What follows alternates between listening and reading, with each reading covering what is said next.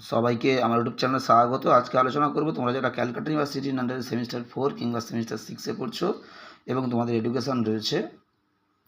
যারা semester 4-এ education অনার্সে পড়ছো, তোমাদের ডিএসসিসি 5 যে পেপারটা রয়েছে, এডুকেশনাল অর্গানাইজেশন অ্যান্ড প্ল্যানিং, এই একই পেপার রয়েছে। যারা সেমিস্টার 4-এ এমডিসি কোর্সে পড়ছো, তোমাদের সিসি 4 যে পেপারটা রয়েছে সেটাও কিন্তু এডুকেশনাল অর্গানাইজেশন অ্যান্ড প্ল্যানিং।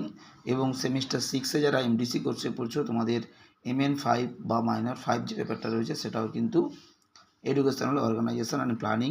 এই পেপার থেকেই একটা গুরুত্বপূর্ণ প্রশ্নের উত্তর আজকে ভিডিওতে দেবো। তোমরা প্রথম থেকে শেষ পর্যন্ত দেখতে থাকো। তোমাদের বড় প্রশ্নগুলো সাধারণত 10 নম্বরের পরীক্ষাতে আসে এবং তার সঙ্গে তোমাদের মান 5-এর এবং 2-এর প্রশ্ন থাকে। তবে আজকে তোমাদেরকে যে প্রশ্নটা দিচ্ছি, শিক্ষাগত পরিকল্পনার গুরুত্ব বা তাৎপর্য বা প্রয়োজনীয়তা লেখো। অর্থাৎ তোমাদের সিগনিফিকেন্স অফ এডুকেশনাল প্ল্যানিং, শিক্ষাগত পরিকল্পনার বা শিক্ষা পরিকল্পনার তাৎপর্য বা গুরুত্ব। এটা তোমাদের মান 5-এও আসতে পারে, আবার বড় প্রশ্নের সাথে মান 10-এও থাকতে পারে। হয়তো দিল যে শিক্ষাগত পরিকল্পনা কি, এর গুরুত্ব লেখো 2 + 8, এভাবেও থাকতে পারে।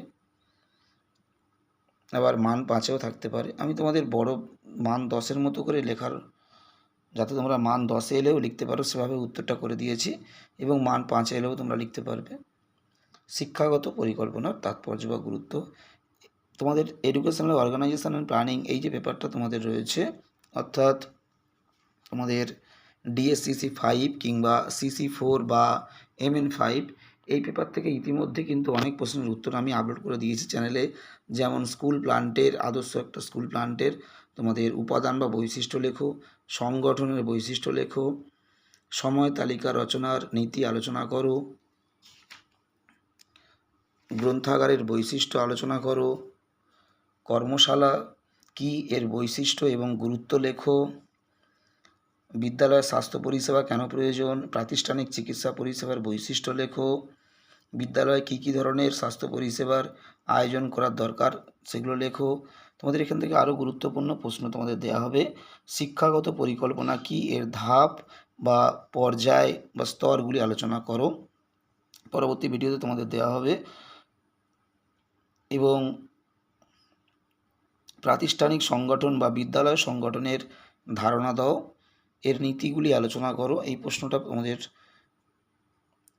এরপরে দেওয়া হবে। তোমাদের পরীক্ষার আগে তোমরা আরও কিছু গুরুত্বপূর্ণ প্রশ্ন কিন্তু চ্যানেলে পেয়ে যাবে। বিদ্যালয় সংগঠনের বৈশিষ্ট্য লেখো, সংগঠনের প্রকৃতি লেখো, শিক্ষা পরিকল্পনার উদ্দেশ্য লেখো এবং শিক্ষা পরিকল্পনার শ্রেণীবিভাগ লেখো। এগুলো মান 5-এর আলাদা আলাদা করে তোমাদেরকে দেবো।